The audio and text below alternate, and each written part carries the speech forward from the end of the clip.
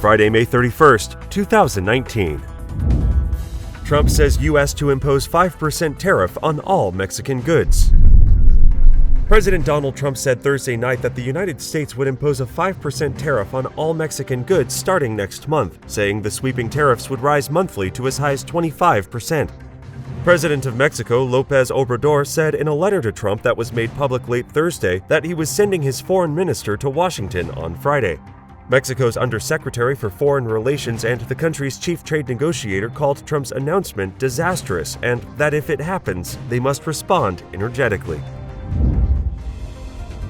North Korea executed its nuclear envoy to the United States as part of a purge of officials who steered negotiations for a failed summit between leader Kim Jong-un and U.S. President Donald Trump.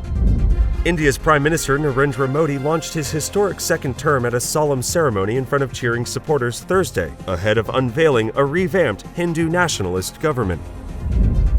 The Israeli military on Thursday completed the destruction of a cross-border Hezbollah attack tunnel from Lebanon, which the army said was the largest and most technically advanced passage dug by the Iran-backed terror group.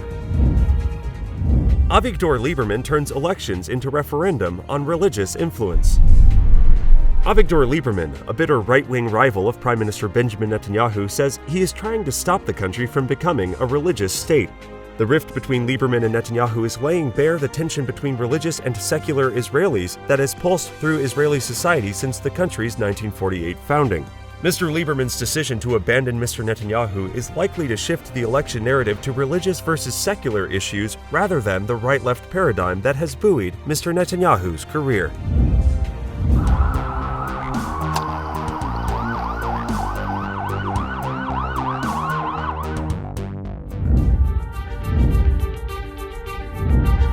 A group of 1,036 migrants that crossed the border illegally near El Paso, Texas, is the largest the Border Patrol has ever encountered.